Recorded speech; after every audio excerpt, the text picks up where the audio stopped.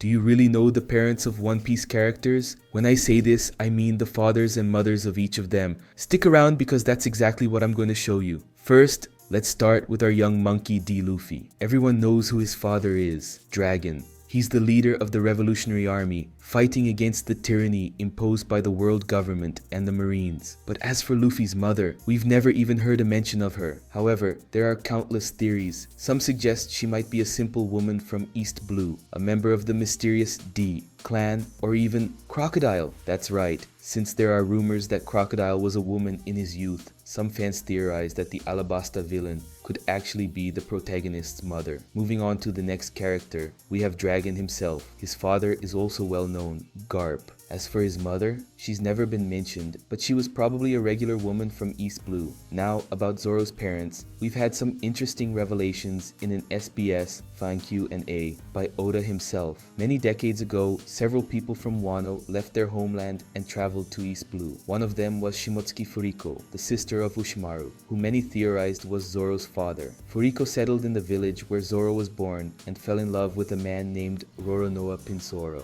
Talk about a power couple. Furiko and Pinzoro. They fell in love, got married, and had a son named Roronoa Arashi. Arashi grew up and met a woman Oda described as the daughter of bandits. We can assume she was some kind of raider or outlaw. Despite that, Roronoa Arashi fell in love with her, and from that love, our beloved Roronoa Zoro was born, the future greatest swordsman in the world. But what happened to them? Are they still alive? Unfortunately, Oda revealed that both of them have passed away. Zoro's mother is said to have succumbed to an illness, while his father, Arashi, died in combat against pirates. So, if you imagined Zoro's dad as a strong, brave, and respected man, well, he was defeated by some random nobody from East Blue. Moving on to Nami, we don't know who her biological parents are. What we do know is that she and Nojiko were war orphans. Alone, they were found by Bellamere, who adopted them as her own daughters. Bellamere raised them as if they were her own flesh and blood, even sacrificing her life for them. Chopper's father was only seen in a picture, but there's nothing special about him, as he's just an ordinary reindeer. His adoptive father was Hiluluk, the first human to truly love little Chopper. Robin's mother, Nico Olvia, is practically her copy. Unfortunately, the two never had a normal mother-daughter relationship, as Olvia's life was dedicated to seeking answers about the lost century. Usopp has a mother named Banchina, who also had a huge nose. She passed away due to an illness. His father, on the other hand,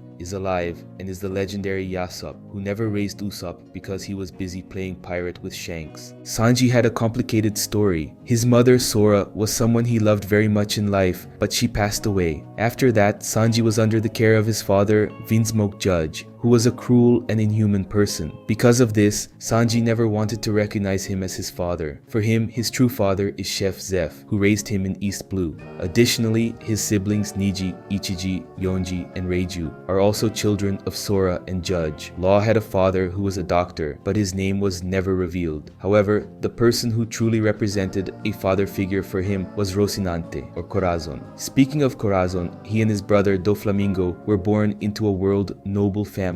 Their parents were Don Quixote homing and matriarch. After deciding to descend to the level of regular humans, they couldn't handle the challenges and ended up dying. With his father's death, Rocinante found a father figure in Sengoku, while Treble was, apparently, Doflamingo's father figure. Finally, we have the world noble Mjosgard, whose father appeared briefly, but whose name was never revealed. Anyway, it's almost certain he's also an idiot. And moving on to the most loved family in One Piece, we have the Howards, the famous celestial dragon family. The couple consists of Saint Roswald and Saint Shalulia, and they have an adorable son named Saint Charlos.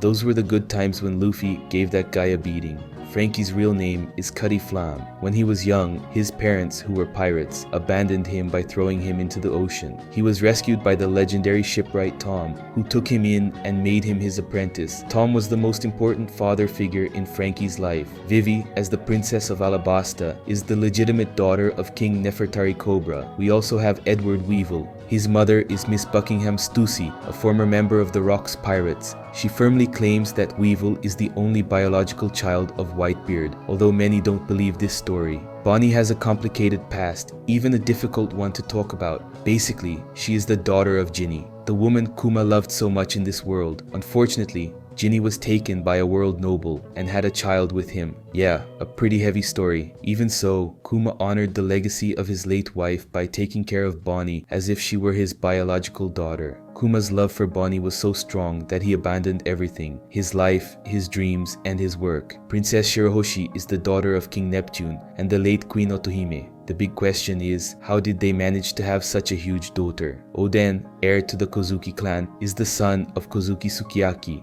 who is still alive. Oden had 2 children with Toki, Momonosuke and Hiyori, the 2 Kozukis who now take care of Wano. Ace never got to meet his parents, as they died before he was even aware. His father was the legendary Goldie Roger. His mother, Portgas de Rouge, probably held great significance. After all, she had the D in her name. After Ace's birth, he was taken in by Garp, who left him in the care of Daden and the mountain bandits. But the one Ace truly called his father, you already know who that is. Sabo was born into a noble family in the kingdom of Goa. His parents were Outlook and Deedit, 2 characters who don't really add much to the story. Quina, Zoro's childhood friend, is the daughter of the swordsman Kushuru. Helmepo, following in the footsteps of his father, Captain Morgan, the famous axe-hand Morgan, also became a sailor. Spandam, that annoying guy who led CP9, inherited his annoying traits from his father, Spandine. Besides being just as unbearable as his son, Spandine also held the position of CP9 leader. And you thought Shanks didn't have a daughter? Uta is a canonical character and Shanks' adopted daughter.